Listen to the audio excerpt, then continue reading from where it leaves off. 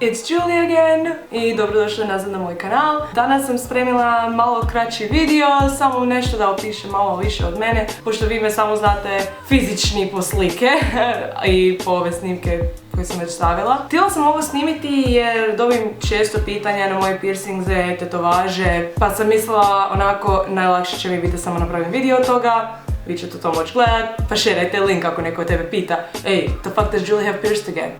You get the link. Kupuju stare aute, stare veš mašine.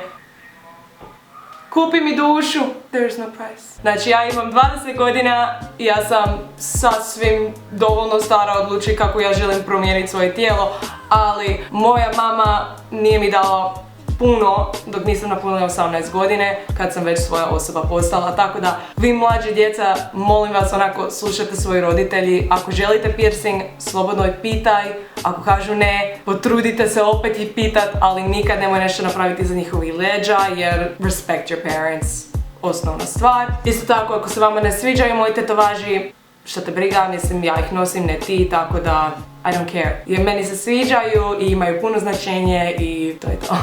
Mislim da ćemo početi od glavu prema doli. Najviše piercingze su mislim na moje uši. Na desno uho imam 3 piercingze, to su one prve, druge i treće rupe. Na lijevo uho isto imam tragus i ne znam kako se kaže na hrvatski, hrskavica, cartilage, ne znam, je li to točno. Što se tiče ove prve troje piercingze, to nisam imala nikakvih problema, to sam spiersala kad sam bila još puno mlađa. Mama mi je uvijek bila ok s piercingze, više manje. Mislim da sam ih sve probužila dok sam napunila 15. Prve sam dobila kad sam bila još beba, druge kad sam upisala srednju školu i treće sam stavila negdje između srednje škole. Tragus sam stavila prvu godinu fakulteta u Splitu, prije 3 godine. Znam da su mi dosta prijateljice rekli da jako puno boli, ali osobno mene ne sjećam se baš da je bilo nešto katastrofno, ali nisam isto imala neku upalu. Pazim se oko toga jer imam jako osjetljivu kožu inače. Ovaj piercing u hrskavici, to sam napravila s 13 godine. To sam jako puno molila da mi to mama daje da spiersam, jer inače nisam smjela taj dio uho dirati, jer ona je vidjela kako je pierca s hrskavice, da se može slomiti bla bla bla i mislila da nisam dovoljno odgovorna to čuvat, ali nakon mjeseci bombardiranje mater mi je pustila da piercam to. Naravno upalilo se, imala sam puno problema s tim i dan danas zna zabolit, ali beauty is pain. Meni paše i dalje, iako tu i tamo znam se opaliti opet. Imam na nosu mali dijamantić, to sam spiersala s 19 godina u ljeto 2018. I priča iza toga je moj najbolji prijatelj i ja, nama je bilo dosadno, mi ljetujemo na selo, isti selo, ovaj Dinko, vi ga možda znate. Mi smo prolazili kroz neku krizu života, ja ne znam što je to bilo. Ja sam taman se odlučila onako, meni faks, ne znam šta da radim, bla bla, puno sam morala razmisliti oko faksa i radila sam, ta ljeto petkala sam palačinke na plaži, jednostavno trebala mi je neka mala promjenica. I Dinko je isto prolazilo kroz neke svoje krize, naravno da zato smo i best friendovi. Ja sam inače htjela probužiti pupak koji sam imala prije, ali Dinko je sebi probužio smiley pa je rekao Jay, a face for a face, faca for faca. So ja sam si odlučila nos. Nije bilo jako bolno uopće, bilo jako brzo, super, bez problema s iglom, I don't know, nikad nikakva upala ili nešto. Nekad kad nosim šminku, cijeli dan znam biti jako crveno okolo, ali inače jako jednostavno čistim, tuširaš se i you're fine, you're good to go. Zadnji piercing što se tiče moja faca mi je jezik. To je bilo piercing koji mislim da dobi najviše pitanja za, jer ga nisam imala na Gospodin savršeni i sad ga imam, pa dosta ljudi pitaju zašto, otkuda, bla bla bla. To je piercing koji sam ja uvijek htjela. Od 12 godina sam ja to htjela. Meni to uvijek bilo onako fora. Ne samo što je, ja mislim da je to jako seksi, nešto što žena može imati je tongue ring. Mislim, oprosti moment, mislim, it's just cool. Nešto unique i nećeš vidjeti to u svaku osobu usta i volim uplašiti zubara kad otvorim usta i vidi what the fuck. Ali procedura tog piercanje Pirsanje sam sebi ne boli, ali oporavak od pirsanja zna biti jako natečen jezik. Ja nisam tipa mogla jesti 3 dana, nisam mogla jesti solidnu hranu, nego sam jela više juhe. Nije da boli, nego ti je usta puna od jezika. Nemaš gdje sto žvačat. I dugo sam frflala i dalje tu i tamo nešto me zazezne, pogotovo na hrvatski jezik, because it's not my native language. To mi je više manje sad sve od piercinga koje imam. Imala sam jednom pupak probužen. Ako lajkajte video, stavite u komentare ako želite čuti story time od što se dogodilo my belly button piercing, jer ga više nemam. Ja jako puno volim tetovaže, ja želim ih imati i više nego koliko imam naravno, ali malo mi je ograničeno jer nije baš najmodernija sistem u Hrvatskoj, pa malo mi je strah u budućnost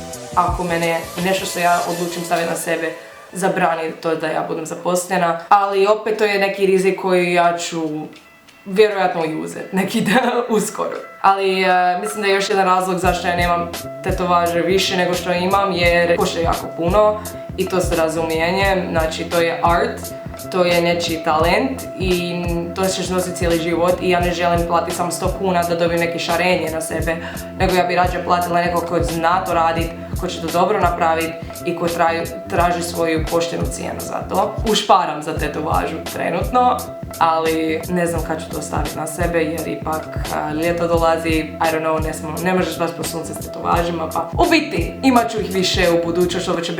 Ovo će biti moj prvi piercing i tetovaže video, možda u budućnosti napravim drugi dio ili treći dio. Znači moja prva tetovaža sam stavila sa 18 godina, ja sam se predstavila u Hrvatskoj i jako puno sam tugovala iz Amerike i bla bla bla.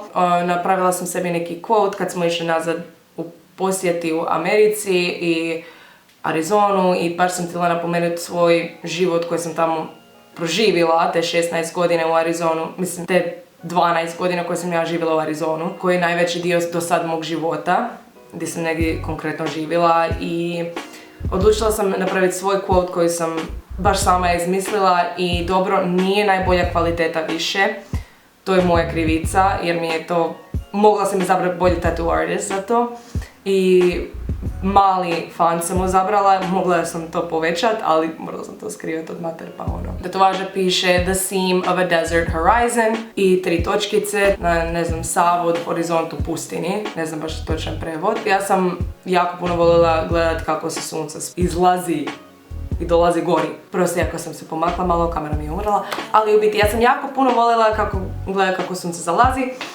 izlazi. Sunrises in Arizona su jako lijepe.